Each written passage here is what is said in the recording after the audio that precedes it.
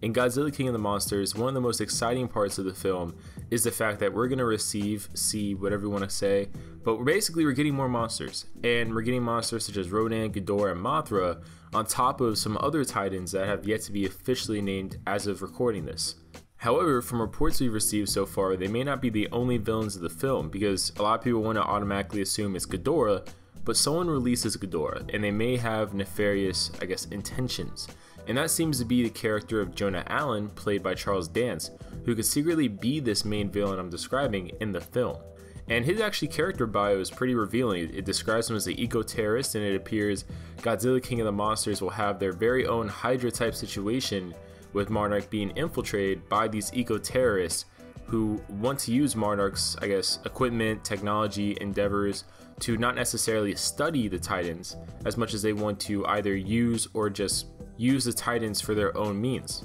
Now, this organization seems to be at least partially responsible for the awakening of Ghidorah and maybe several other Titans, and according to the language used in the trailers, it seems like they might view them as gods over humanity, or a type of situation where humanity isn't necessarily worthy of, the world we inhabit, versus them being, maybe more worthy. And these eco-terrorist minds, they're not really reasonable, they're kind of radical, so it makes sense they would have a weird perception, But this could also fit with reports that a device is used to awaken and manipulate the monsters to a certain extent. And this isn't a foreign thing for the Godzilla franchise, because it's rather similar to previous Godzilla movies that had technology used to control monsters such as Gigan and even Ghidorah himself. And to further back some mysterious roles, so to speak, that might have a little bit more prevalence than previously thought, actor Ken Watanabe actually was quoted in September 2018 during an interview saying it's different because in Godzilla King of the Monsters, the scientists play a central role.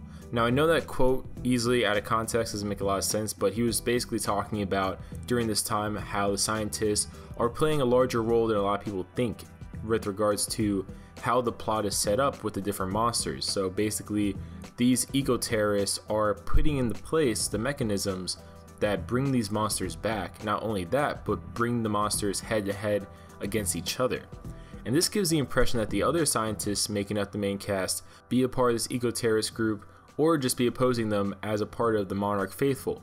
Now, this could also explain why Millie Bobby Brown's character seems trapped at one point calling for help during the second trailer, as maybe she and her mother have been taken by the eco-terrorists, as we do know that her mother and her are heavily involved with finding Mothra. So it's very possible that maybe they have some sort of unknown knowledge about the Titans that allows them to do things like, find them and stuff like that. And the eco-terrorists want to take them to help them find further Titans to maybe use either against Godzilla or just in general to cause some sort of havoc. If these characters survive the eco-terrorists and that organization as a whole, I guess you could say, it'd be very interesting to see maybe a plotline like that dragged out across potentially future MonsterVerse films, like Godzilla vs. Kong, for example, because we haven't really seen that before in the MonsterVerse. The first MonsterVerse movie, both the 2014 Godzilla and also Kong Skull Island, they didn't really hint at a longer form plot. Both movies are rather self-contained, so it'd be really interesting to see a plot that could be dragged over across multiple MonsterVerse films, such as an eco-terrorist group that maybe Monarch is going against.